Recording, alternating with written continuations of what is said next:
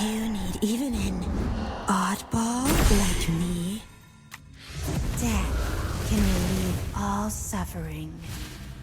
Hey, welcome back to the channel. So in this episode, we're going to talk about Catherine. Not so much of a player as per, like she is much better in the hands of the Dislyte developer team, like being the enemy of your PvE stage, because her kit shoots her very well when you can bring multiple Catherine in the same lineup. So let's take a look at her skills. Attacks one enemy 2 times, damage per hit 65% attack, so in total you're gonna deal 130% attack, which is 10% higher than average, but she's not a fighter.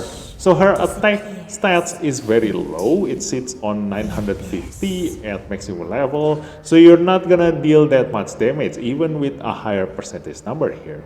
But she does have a 50% chance for each hit to inflict miss rate up for 2 turns, and we know miss rate up is a really good debuff. It makes you last longer in a boss fight. So if you do ever need this miss rate up, although we have a much better Esper to give miss rate up to your enemies, you know, for example like Yunchuan and Intisar, you know, so she's not gonna be much useful just for her miss rate up here. Now going to her second skill, this is what you want to bring Catherine most of the time, which is her ability to dispel one debuff from all allies every single turn. Catherine's move, you know, and each debuff dispel grants all allies AP plus 5%. So she is an epic version of Jin Yu Yao. But then again, we know how strong Jin Yu Yao is, being unable to get stunned or disabled, and every time her allies get debuffs, she will get a bonus AP, and she is definitely a much better option, and I think by now everybody should have Jin Yu Yao already except for newer player. So there is not gonna be a lot of reasons for taking Catherine over Jin Yu Yao.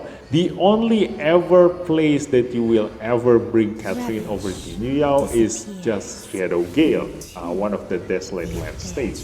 Now going to the third skill, attacks all enemies, damage 110% attack, again 10% higher than normal, but you won't deal that much damage, and it grants standoff to all allies for 1 turn. So on paper, this looks good. Like you can prevent your allies from dying, like all of them, but in practice, this is useless because the standoff only lasts for 1 turn. So the moment your allies move, that standoff will be gone, and the next turn the enemy attacks you and you will die.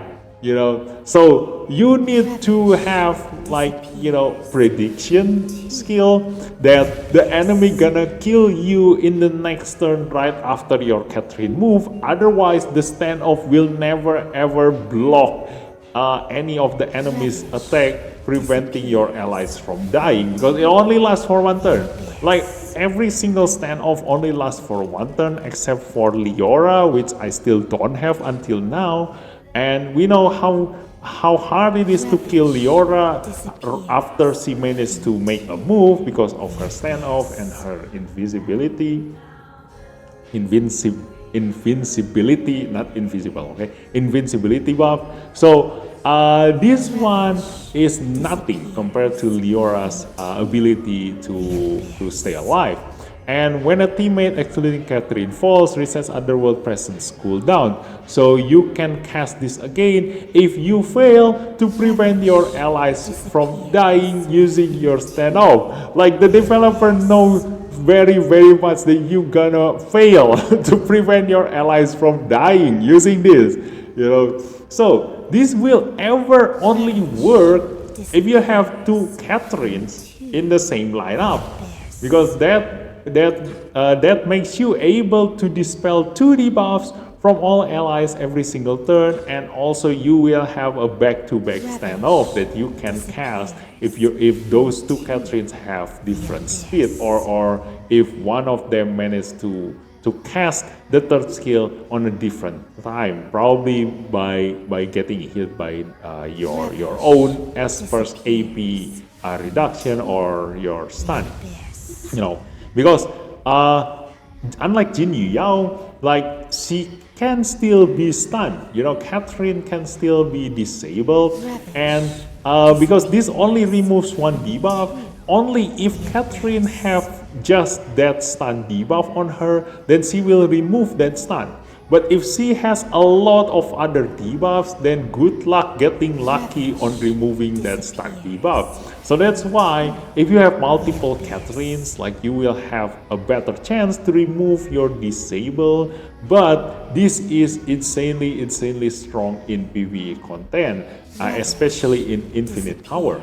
Because in Infinite Tower, the enemy have ridiculous amount of HP, where if you want to kill them, especially for newer player, you need to bring a controller Esper because of how long the battle gonna get. So you need to prevent the enemy from moving at all, because the moment they move, it will be fatal for any of your Esper, because they are much stronger than your Esper. They can one-shot your Esper, so you want to prevent them from moving as much as you can. But having two Catherines as your enemy make that almost impossible to do unless you throw them a bunch of poison or bleed debuffs.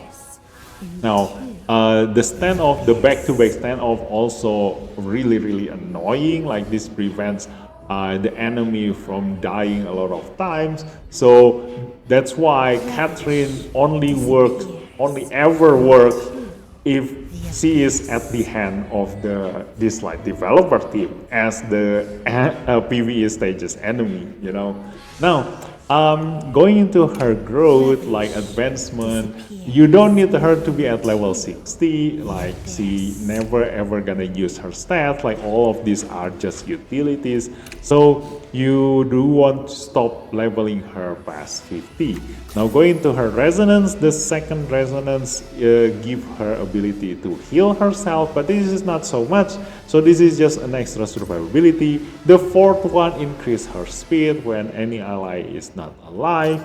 Then the sixth one, when an ally is killed, Catherine's AP plus 15%. So this makes her rotation much faster. Together with her Divinate, after casting Underworld Presence, the bearer has a 100% chance of gaining 10% AP. So all this contributes in her rotating her third skill much faster.